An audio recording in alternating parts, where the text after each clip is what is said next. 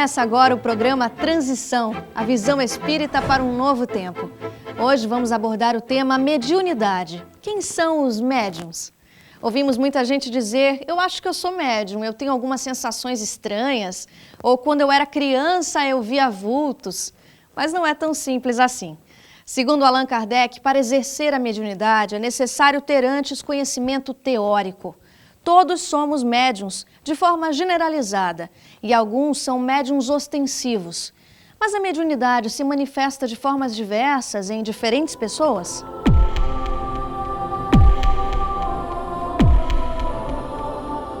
Não temos mais dúvidas, né?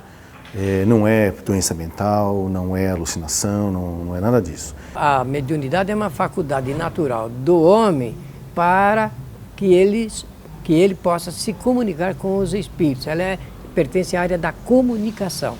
O médium é um intermediário entre os dois mundos, o espiritual e o material. Quando nós nos referimos à mediunidade, que é a capacidade de transmitir informações que vêm do plano espiritual para o plano material, então nós estamos falando que realmente é uma intermediação. Allan Kardec vai mencionar que todos somos médiuns, ou seja, que trazemos em germe a possibilidade desse intercâmbio com o mundo espiritual. Mas, conforme diz o codificador, usualmente só se denominam médiuns aquele em que a faculdade está ostensiva, está bem caracterizada. Porque ela vê regularmente, ela sente a vontade de escrever e quando ela vai escrever ela percebe que não é ela que está escrevendo com uma certa regularidade.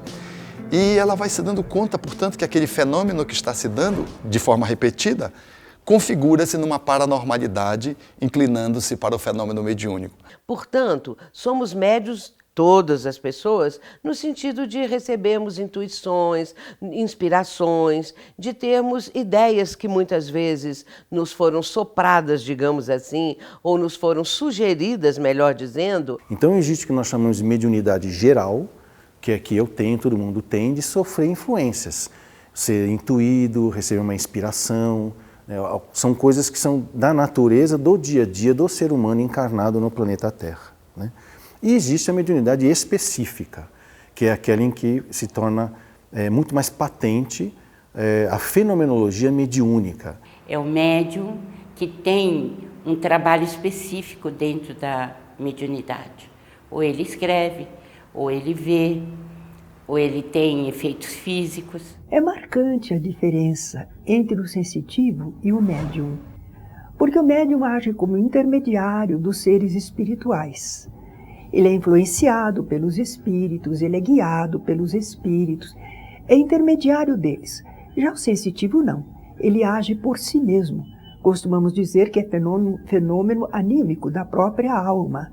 Mas ele pode, como espírito que ele pode perceber pensamentos das pessoas telepaticamente, ele pode ver à distância o que está ocorrendo num lugar, mesmo que seja através de corpos opacos, ele escuta o que estão conversando também à distância e assim por diante. Ele pode até mover objetos que estão ao seu redor, comandando com o seu pensamento a sua vontade. Então nós vemos perfeita a diferença entre o sensitivo e o médium.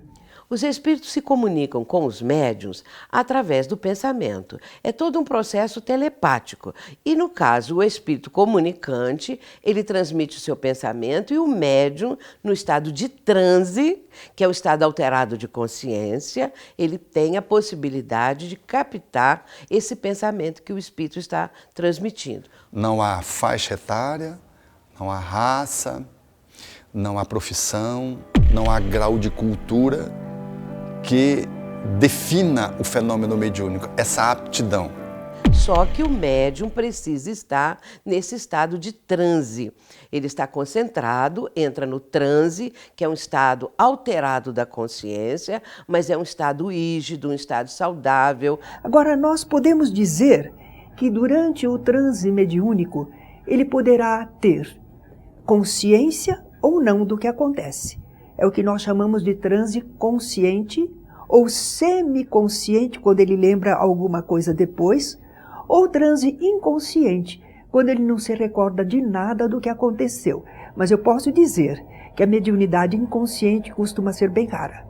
Terminado aquele transe, terminada a transmissão da mensagem pelo espírito comunicante, o médium está no seu estado normal. Aliás, está sempre bem melhor do que antes de começar o transe mediúnico. Muitas vezes o médium se sente muito melhor disposto depois de haver trabalhado no intercâmbio do que se sentia antes.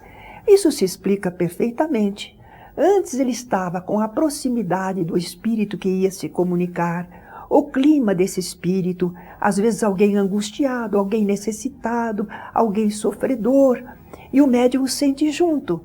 Uma vez que ele cumpre o seu papel de intermediário, ele fica liberado daquela presença. Aquele espírito é ajudado, encaminhado, e ele volta ao seu normal. E ainda com o benefício de ter prestado uma caridade a alguém. Dentro da lei divina, ele deve se sentir muitíssimo bem. A mediunidade sempre existiu, não é uma invenção do espiritismo. Nós sabemos que em todos os tempos, os invisíveis, os espíritos, trouxeram notícias de suas presenças, porque apareciam espontaneamente, ou então traziam sensações, inclusive também sonhos. Tudo isso faz parte desse contexto da trajetória da humanidade. Mas não se pode dar um diagnóstico de uma pessoa, ela é médium só olhando nos olhos, não. Você só sabe se é médium pela experiência, tem que treinar, colocar em estado de experiência. Senão você não consegue avaliar se a pessoa é médium ou não é médium. Há pessoas que vão para a reunião mediúnica e acham que não são. Eu tenho uma amiga assim. E chegou no primeiro dia, psicografou 2 mensagens. E mecanicamente, ela não conseguiria segurar o braço.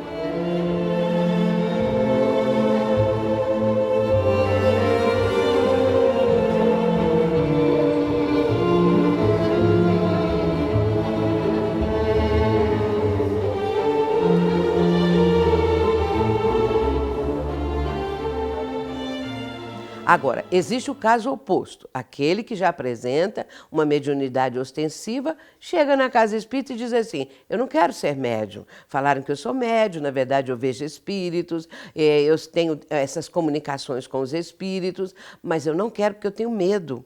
Eu não quero porque eu não quero também a responsabilidade da mediunidade. Eu digo comumente que o médium, ele atrai espíritos como um para-raio atrai raios. Ele tem esse dom especial. E então, ele, a princípio, quando ele ignora o assunto de mediunidade, ele fica meio desorientado e procura médicos, psiquiatras, neurologistas, e sendo que o caso é de mediunidade. A mediunidade pode caminhar por direções, vamos dizer assim, que podem levar a patologias. Principalmente se o médium não tiver um bom conhecimento sobre si mesmo, não se dispor a fazer um processo de autoconhecimento, inclusive emocional, que é psicoterapia, né? E não tiver valores éticos e morais bem estabelecidos, que é o que nós chamamos no meio espírita de mediunidade com Jesus. Mesmo quando a pessoa tem tudo isso, pode acontecer dela ter acidente de percurso, porque ser médium não é isenção de vida, que a sua vida vai seguir lisa, reta e sem problemas. Não. Há várias etapas na vida em que você vai passar por situações em que a sua mediunidade vai fazer parte da sua vida e ela pode ser prejudicada com isso. Então existe um termo que eu criei que pode ser que a mediunidade se torne uma mediunopatia, uma doença da mediunidade.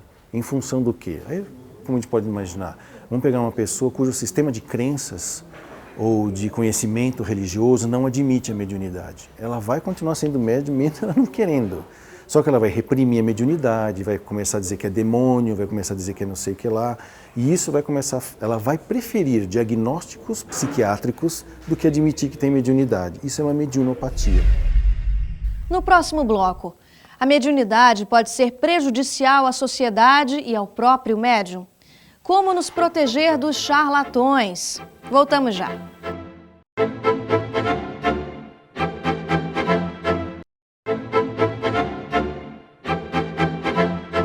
A mediunidade é uma bênção ou uma maldição, como muitas pessoas imaginam? Devemos pagar pelo serviço de um médium? Como evitar os farsantes e a famosa fascinação?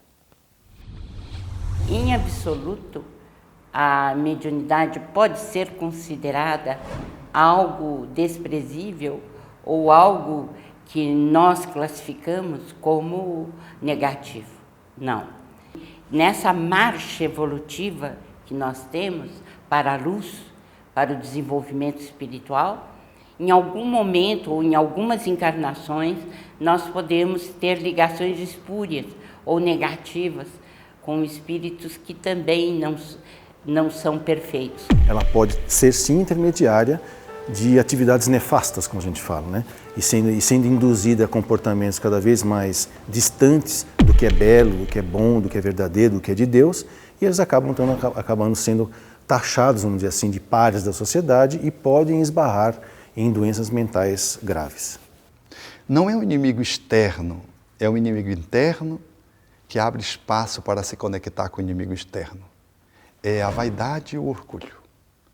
Caldo de cultura para que o médium não exerça a sua faculdade mediúnica de uma forma adequada, orientando para o bem em bases morais, quais aquelas que o Espiritismo sugere e propõe. Por isso, um médium que não se cuida no seu processo de evangelização derrapa frequentemente em função da sua vaidade, do seu orgulho, para um exercício de uma faculdade mediúnica guindada a um processo de perturbação espiritual e entra com facilidade nas fascinações. E é capaz de produzir livros sem ter o menor gabarito para fazê-lo. E uma literatura, às vezes, precária. O fascinado, aquele que tem a fascinação, ele é um médium que está tão convicto da realidade daquele espírito que o controla, que o influencia e que nós poderíamos chamar até de um anjo da guarda, ao contrário. E esse espírito, então, influi tanto a vida dele que ele, por fraqueza, por vaidade, ele confia nesse espírito plenamente. Esse espírito pode inspirá-lo ou dizer para ele coisas mais absurdas possíveis. Ele acredita piamente. Então ele se torna uma vítima desse fenômeno que é mediúnico, chamado fascinação. Nós vemos, às vezes, pessoas que não têm estudo, que não foram bem orientadas, que usam a faculdade para servir-se dela, através de cobrando, através de consultas, não é? Mas isso são pessoas ainda que não tiveram essa orientação que a doutrina espírita apresenta para o uso da faculdade mediúnica. Por não termos ainda o sentimento do amor como uma proposta diária em nossas vidas, uma vivência do dia a dia, o que acontece é que nós podemos fazer ligações negativas, né? Então, é a mediunidade patológica, é a obsessão. Mas nós temos médiuns extraordinários na história do mundo, né? E o mais extraordinário deles é Chico Xavier, que renasceu no Brasil e viveu de 1910 a 2002. 75 anos de mediunidade, um homem afável, bondoso, generoso e que doou toda a sua vida em favor do próximo. E consolou milhares de pessoas através da mediunidade.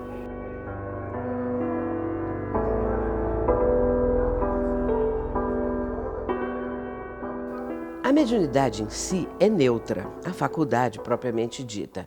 O direcionamento que o médium, que a pessoa vai dar à sua faculdade é que vai depender também do benefício que essa pessoa possa prestar às outras criaturas e a si mesma, em primeiro lugar, ou prejudicando em muitas situações. Se a faculdade mediúnica em si ela é neutra, ela é apenas uma aptidão, a orientação moral depende da doutrina que orienta essa faculdade para um sentido ou para o outro. Nisso o Espiritismo ele é categórico, orientando a faculdade mediúnica na conexão com o Evangelho de Jesus.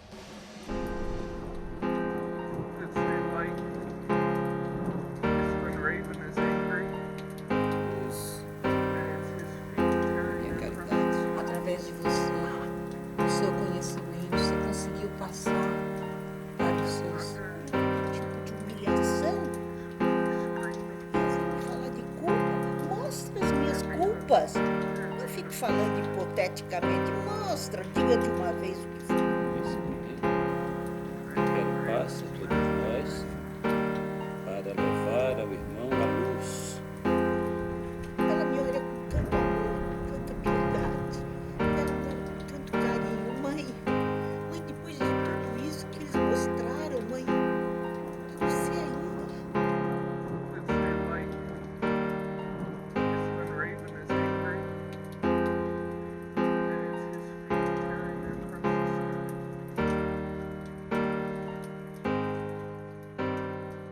Nós sabemos que não é de bom tom, não é benéfico que a pessoa vá usufruir benefícios, lucros financeiros usando a faculdade mediúnica. E o capítulo do Evangelho segundo o Espiritismo chama-se Dai de graça o que de graça recebeste. Porque a mediunidade, ela não pode ser paga. Se é para servir a instrução espiritual da humanidade, a mediunidade tem que ser exercida gratuitamente. Se Deus nos deu essa possibilidade, não é para ser utilizado, né, de uma forma negativa.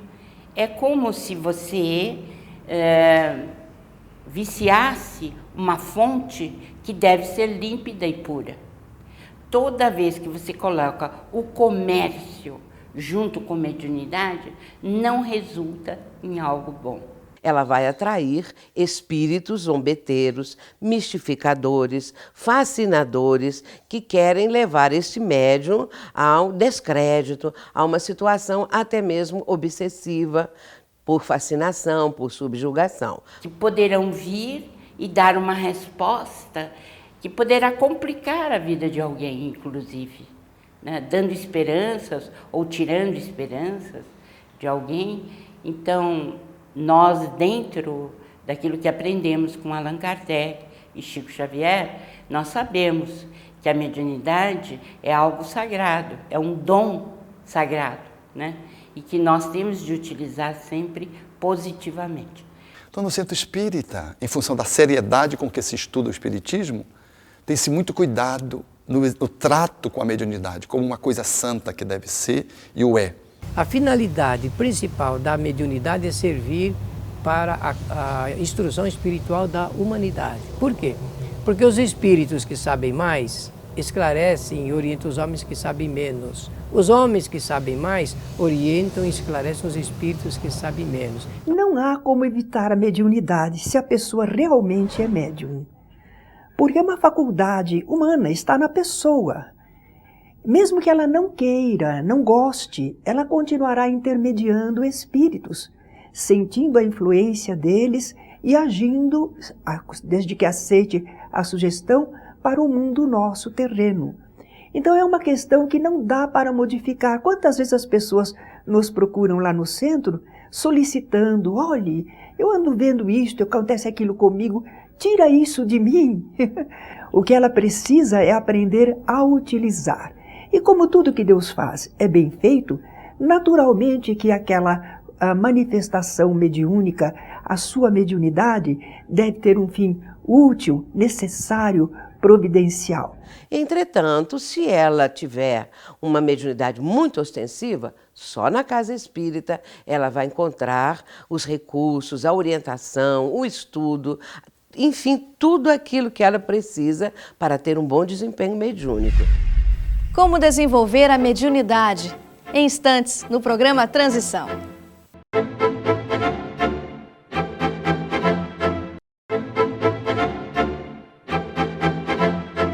A mediunidade pode se manifestar de muitas formas. Mas como desenvolver essa capacidade de mediar a comunicação com espíritos desencarnados e poder contribuir para a evolução da humanidade? Como desenvolver? Em primeiro lugar, a pessoa tem que conhecer a doutrina espírita. Conhecimento do espiritismo é importante, conhecimento sobre mediunidade, então estamos falando do conhecimento teórico, é importante.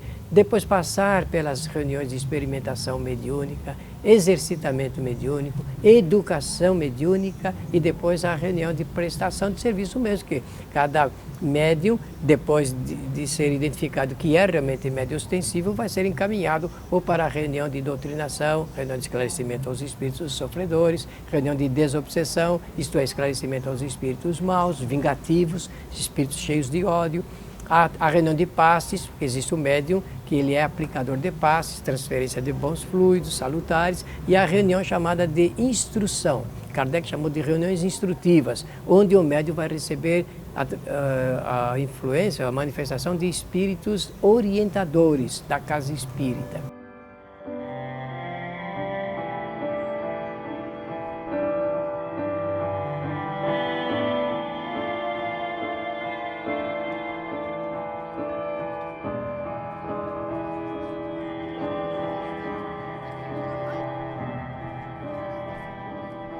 As casas espíritas estão preparadas para receber as pessoas que apresentem o dom mediúnico mais ostensivo. Eu digo isso porque nós não temos uma religião que ofereça as condições de desenvolvimento da mediunidade da forma que o Espiritismo tem. Allan Kardec, nessa obra espetacular que é o Livro dos Médiuns, ele vai mostrar todas as condições necessárias para o bom desempenho da mediunidade. A faculdade em si é apenas aptidão. A orientação que eu vou dar para a mediunidade depende do processo educativo. E aí o Espiritismo é abundante, é soberano nesse aspecto, porque ele trata essa faculdade dando uma orientação para o bem. Somente no Espiritismo nós temos essa possibilidade de cuidar desses espíritos mais atrasados, mais imperfeitos e que chegam para serem orientados. É claro que respeitamos outras formas de intercâmbio, né? Mas eu digo assim, onde não entra nenhum interesse material, né? E que a luta é muito grande para que as pessoas saibam o que é a obsessão, como é que se livram da obsessão, né? E quais são os livros e as atitudes que tem que tomar para se libertar. A mediunidade ela não tem um momento certo para aflorar. Ela pode se manifestar em crianças, em adultos, em momentos, por exemplo, de um grande choque, de um acidente. Então, ela não tem um momento certo. É muito comum hoje em dia, cada vez mais, uma incidência cada vez maior da faculdade mediúnica na infância. Ela pode se apresentar em crianças de idade tenra ainda e também mais adiante, até mesmo na adolescência.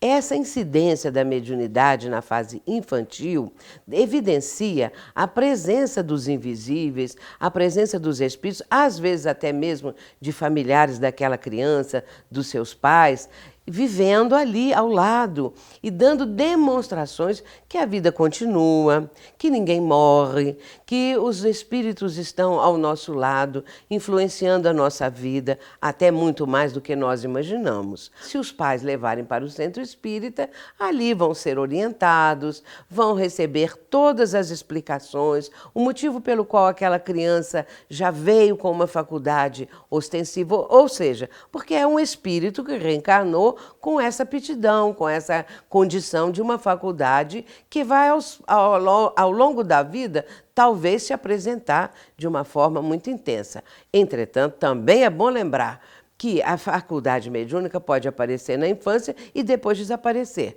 Então, o jovem que adentra a casa espírita com um problema mediúnico, ele terá a possibilidade de estudar terá a possibilidade de desenvolver a mediunidade, que é a educação da mediunidade, e principalmente ele será incentivado no caminho do bem, para que a mediunidade possa fluir de uma forma mais consentânea com a espiritualização.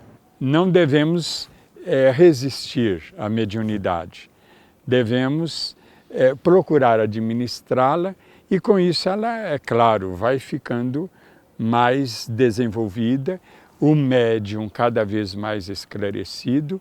Nós podemos imaginar que no futuro esse intercâmbio vai ser muito mais fácil, porque a compreensão do processo já começa a facilitar. E também o planeta estando na fase da regeneração, espíritos voltados para o bem, propensos ao bem, e também havendo esse expurgo dos espíritos inferiores, que ainda no momento estão dominando em muitos setores da vida, né, humana, o nosso planeta. Esses espíritos não reencarnam mais, vão para o mundo inferior. O que vai acontecer, portanto, é que o nosso planeta vai passar para esse degrau da regeneração. A mediunidade vai evoluir com o próprio homem, com o próprio ser humano. Nós teremos mais informações importantes, porque os médiuns estarão livres das obsessões, ou eles se livrarão das patologias, das ligações espirituais que fazem, né? Então, nós nos livraremos com mais facilidade dessas influências negativas e, é claro, a nossa mediunidade estará aberta para os espíritos superiores em todas as áreas do conhecimento humano. E eu posso afirmar que a mediunidade é um dos caminhos para ser feliz. E devo dizer que a mediunidade é uma das estradas mais lindas que nós temos no trabalho prático da doutrina espírita. E todo médium que se aplica, que faz com boa vontade, que estuda, conscientemente realiza esse trabalho, ele tem muitos benefícios espirituais. Que traz para a pessoa, para o médium, um bem-estar muito grande. A pessoa pode realmente trabalhar em benefício do próximo, entendendo que a faculdade veio exatamente para o benefício da humanidade. Em nosso site www.programatransição.tv.br você pode assistir a todos os programas anteriores e rever este, se desejar. Nos vemos no próximo Transição. Até lá!